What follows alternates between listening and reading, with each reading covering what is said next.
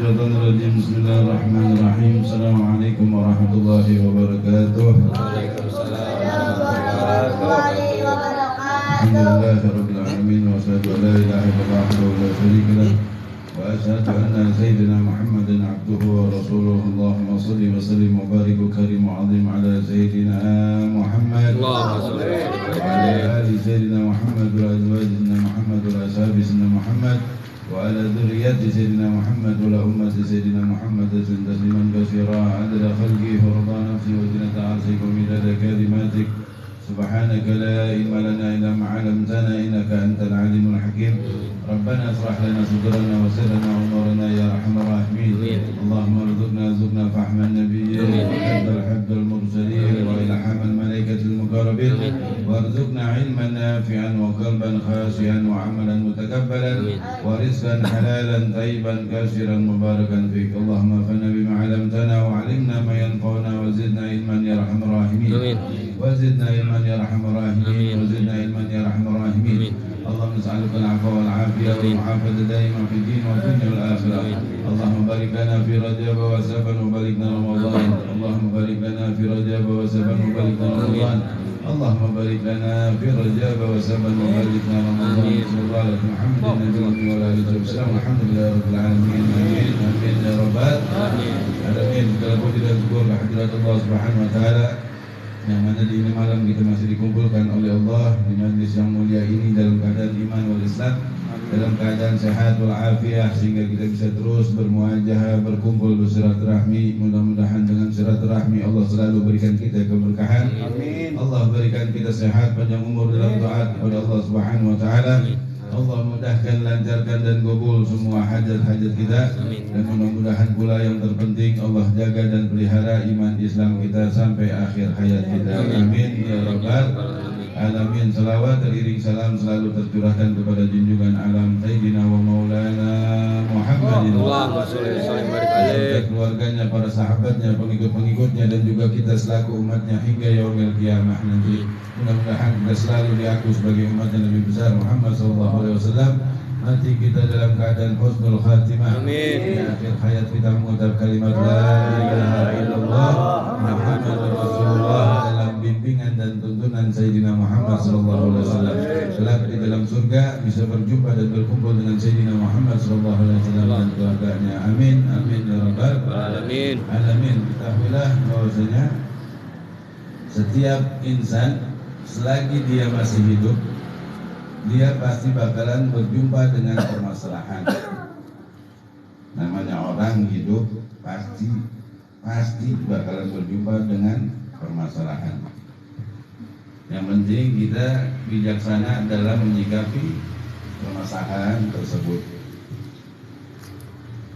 Banyak orang yang setelah menikah, kadang-kadang habis menikah dia jauh dari pekerjaan, nggak dapat pekerjaan.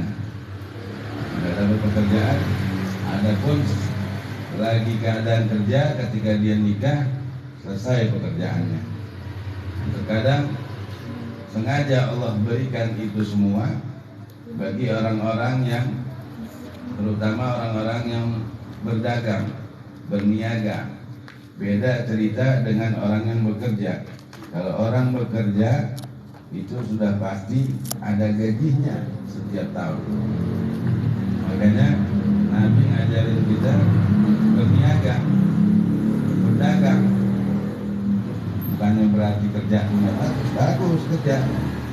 Cuman Nabi ngajarin kita berdagang. Karena dagang itu waktunya kita yang atur.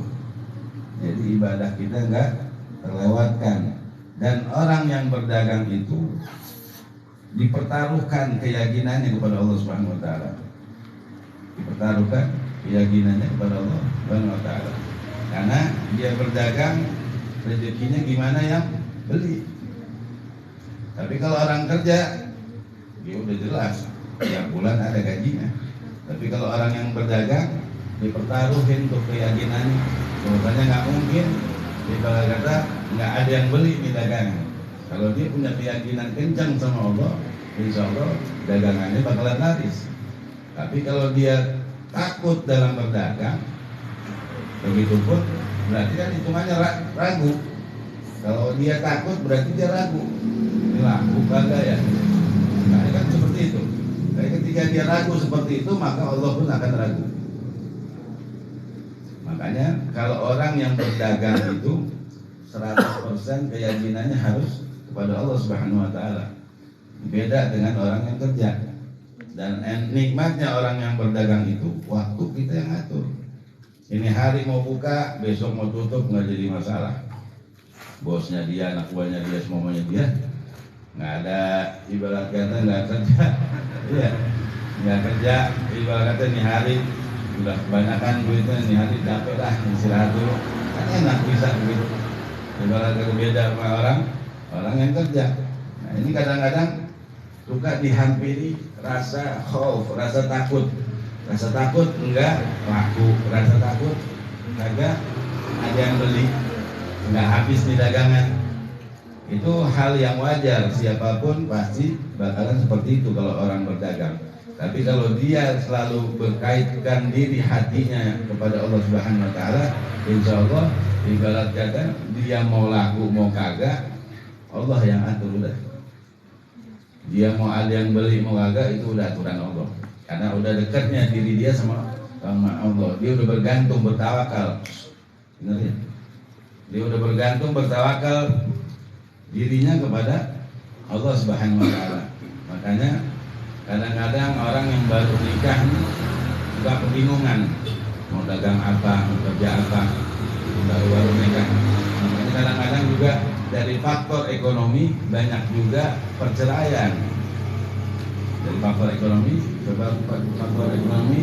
banyak perceraian karena jauhnya dari agama. Orang kalau dilandasi dengan agama, didasari dengan agama, insya Allah dia nggak bakalan takut dengan apapun, terutama bab urusan rezeki. Seringkali Anda bilang kalau bab urusan rezeki Allah udah atur, dan yang namanya rezeki itu yang udah masuk mulut. Kalau berupa duit masih bisa hilang, masih bisa dipinta, masih bisa dicolong, masih bisa dirampok. Benar gak? Tapi yang namanya rezeki yang hakiki itu yang udah masuk mulut kita. Jangan pernah takut karena kita dipelihara sama Allah Subhanahu wa taala. Allah yang Maha melihara kita. Jangan pernah takut bab urusan rezeki. Karena apa?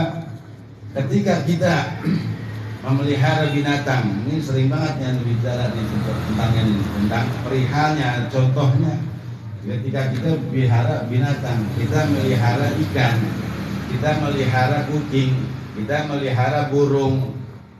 Apakah mesti itu binatang lapar, teriak lapar kita baru keluar rumah cari makannya? Atau kita sediain makannya untuk 2-3 hari, lamanya seminggu? Nungguin dia teriak lapar atau kita sediain stok makannya? Sediain ya, pasti stok makannya. Nggak mungkin nih binatang teriak, "Beb, lapar saya ini, belum dikasih makan dari pagi." Nggak mungkin. Pasti kan disediain tuh.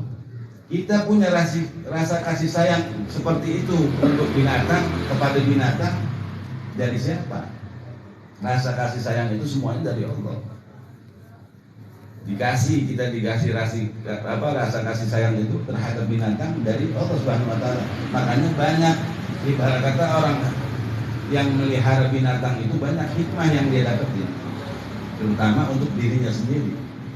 Nggak mungkin dia pelihara binatang terus dia sia-siain, biarin gue pengen liatin matinya sampai gimana nih binatang. Kan nggak mungkin. Pasti kan disediain tuh makannya. Gimana Allah yang melihara kita? Allah yang udah nyiptain kita. Sedangkan itu binatang aja Allah yang kasih rezekinya melalui kita. Allah kasih mudah tuh rezeki kita untuk beli makannya tuh binatang. Gak mungkin Allah ciptain kita dengan sia-sia. Kerjaan kita, tugas kita untuk ikhtiar. Masalah Allah yang angkat derajat tuh Allah yang angkat derajat kita. Allah Ghaniyun, Allah Mughni, Allah Maha Kaya, dan Allah yang memberi kekayaan. Tugas kita ikhtiar. Ikhtiar kita wajib, dapatnya enggak wajib. Kalau kita dijadiin dapatnya harus wajib, tiap-tiap suami pasti bakalan ngerampok. ini hari wajib dapat 500.000, sedangkan baru dari pagi sampai malam jalan baru ada duit 100.000, 400-nya kemana? Otomatis yang namanya wajib dijalanin dapat pahala, ditinggalin dapat dosa, ngerampok yang ada.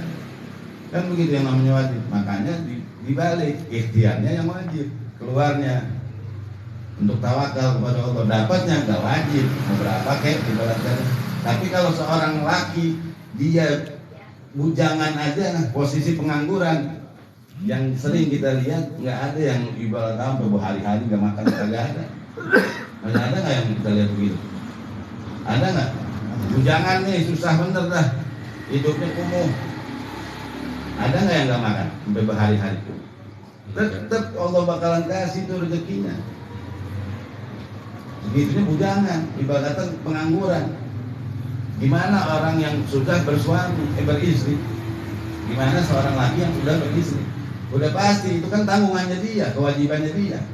Udah pasti dikasih rezekinya, nggak ada rezeki kita, rezeki istri. Yang penting kita keluar sebagai suami, ikhtiar sebagai suami. Nggak ada rezeki istri juga, rezeki anak. Nggak ada rezeki anak, balik lagi ke rezeki suaminya. Nggak ada, bohong, nggak mungkin. Ada di sini yang nganggur, nggak makan seharian, ada anaknya, ada bininya, ada yang nganggur nih, yang nganggur.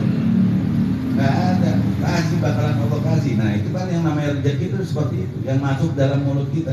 Dan yang namanya rezeki pula bukan berupa duit doang, badan sehat itu rezeki. Ngelihat istri, ngelihat anak, posisi rumah tangga akur, rumah tangga yang sakinah, mawaddah warahmah, itu suatu rezeki yang luar biasa besarnya. Ketimbang rezeki duit banyak, istri kemana, anak kemana, berantakan gara-gara urusan duit. Padahal yang namanya rezeki itu ketenangan. Makanya jangan pernah takut. Kalau kita punya pikiran binatang aja, akuarium kita beli ikan, kita sediain tuh makanannya di samping akuarium buat 2 hari 3 hari lamanya. Ketika udah menipis kita usahain lagi untuk beli lagi. Benar gak gitu? Gimana Allah yang melihara kita? Nggak mungkin. Soalnya rezeki kita udah ditulis di Lauhul Mahfuz sampai matinya kita. Saya bayangin, nanti masih takut aja sama Allah Subhanahu Wa Taala, sama rezeki yang Allah udah atur semuanya. Makanya para ulama mengatakan kalau ente nggak bertawakal kepada Allah, umpama ente naik pesawat dari sini ke Surabaya atau dari sini ke Sulawesi, naik pesawat Garuda ke Lion Air ke apa ke dah, ente yakin nggak tuh dari bandara nyampe ke Surabaya? Yakin nggak kalau ente dari bandara tuh naik kapal, naik pesawat nyampe ke Sulawesi? Yakin nggak? Yakin. Kenapa? Ente mau naik pesawat itu karena yakin posisi nyampe ke tujuan dan waktu cepat. Kenapa ente bisa yakin sedangkan ente nggak kenal tuh sama si nahkodanya, ente nggak kenal tuh sama si pilotnya, ketemu juga kagak, tapi ente yakin segitu yakinnya ente bakalan selamat sampai tujuan ente. Kenapa? Ente udah jelas dipelihara sama Allah. Allah yang ngasih kita hidup, Allah yang ngasih kita nafas, Allah yang ngasih kita rezeki, Allah yang ngasih kita kebahagiaan. Segala sesuatu apa yang kita dapetin itu semua dari Allah. Kenapa masih ragu aja sama Allah? Itu yang harus kita pertanyain. Berarti ada yang salah di hati kita kalau kita masih ragu. Ada yang rusak di hati kita berarti kalau kita masih ragu. Bukan Allahnya yang salah, bukan kehidupan yang salah, tapi diri kita yang salah. Makanya masih harus dibenerin lagi tuh. Makanya nggak ada orang yang ahli zikir itu ragu atas Allah. Buat apa dia sebut-sebutin nama Allah kalau dia ragu sama Allah? Kan kita zikir ini untuk nyebut nama Allah, ya biar dilihat dekat kita sama Allah. Salah satu cara berdekatan diri kepada Allah Subhanahu Wa Taala dengan cara zikir. Nah, kita zikir gampang, udah disusunin sama para sahibul ratib ada, sahibul maulid ada, tinggal baca doang, tinggal dengar doang. Yang baca sama yang dengar sama pahalanya. Ketika tinggal dia dilurusin niatnya dari rumah pengen ngaji, duduk sampai sini ngaji, tinggal dilurusin lagi, ikhlas karena Allah. Itu yang lebih utama. Makanya kadang-kadang kalau kita baca selawat nih, baca selawat itu kita niatin buat Rasulullah, buat tambahan kecintaan kita kepada Rasulullah. Meskipun kita nggak ada tujuan buat urusan dunianya, udah pasti dunianya bakalan dipenuhin sama Allah.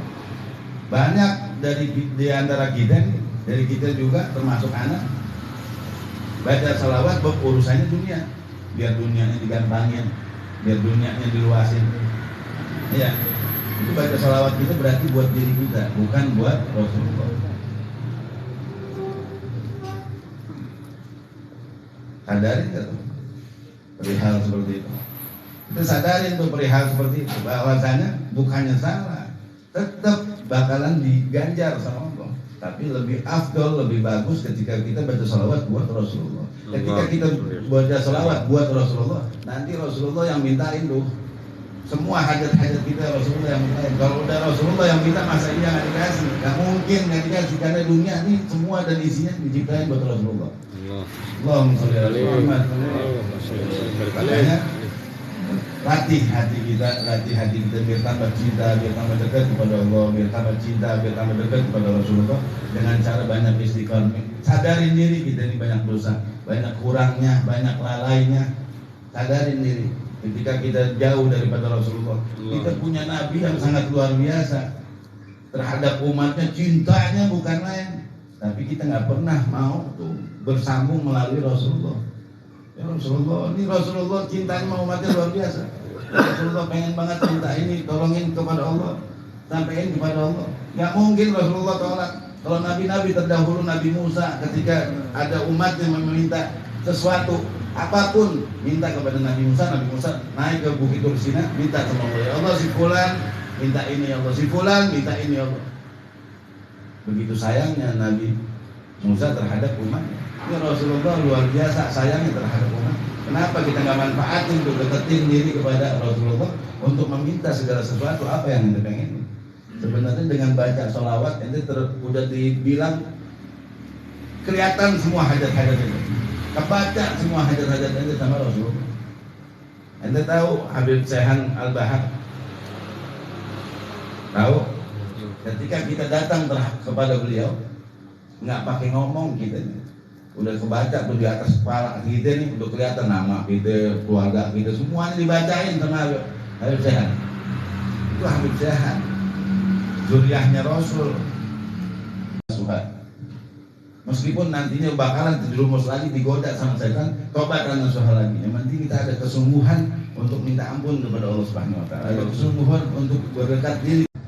Akhirat ditolong, apalagi urusan dunia. Kita nih lama masih di dunia, akhiratnya udah bakalan ketolong. Kita bayangin dahsyatnya nih, apa namanya, sholawat. Akhiratnya udah bakalan ketolong, apalagi urusan dunianya. Makanya lempengin hati kita, lurusin hati kita, niatin karena Allah dan Rasulnya, niatin karena Allah dan Rasulnya, mengharap ridho Allah, mengharap syafaatnya Rasul, mengharap ridho Allah, mengharap syafaatnya Rasul, terus begitu. Belum bisa, lama-lama ntar bisa. Karena segala sesuatu mesti harus dilatih. Kalau kita nggak pernah latih, nggak bakalan bisa nyampe kita. Segala sesuatu ini nggak bakalan bisa nyampe.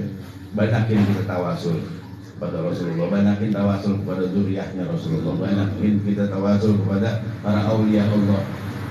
Dari minal apa namanya, minal ahwalin, banyak wali-wali Allah yang dari minal ahwal, yang memang hidupnya untuk mencari ridha Allah, hidupnya untuk mengharap syafaatnya Rasulullah. Banyak daripada mereka. Makanya mereka itu para wali-wali Allah yang mastur. Kalau yang dipajang ini yang mastur. Tapi dari sabab yang mastur, yang mastur ini dapat bertahannya. Makanya ada peribahasa al-mastur wal-kamil mastur. Al-mastur dibahasa mastur. Yang terkenal ini dari sabab yang tidak terkenal, yang menutup dirinya, yang dekat sama Allah puluhan sekian tahun deketin diri sama Allah. Mudah-mudahan Allah tambahkan kecintaan kita kepada Allah Subhanahu wa taala, Allah tambahkan kecintaan kita kepada Sayyidina Muhammad sallallahu alaihi wasallam, kepada zuriyahnya, kepada orang-orang soleh, dan kepada orang tua kita, guru-guru kita, dan saudara-saudara kita yang muslim yang lainnya. Amin ya rabbal alamin. Kita mulai acara kita. dengan baca istighfar kita minta ampun kepada Allah Subhanahu wa taala, minta petunjuknya, minta tuntunannya serta bimbingannya agar senantiasa diri kita dan keluarga kita diampuni dan diajak kebaikan oleh Allah Subhanahu wa taala.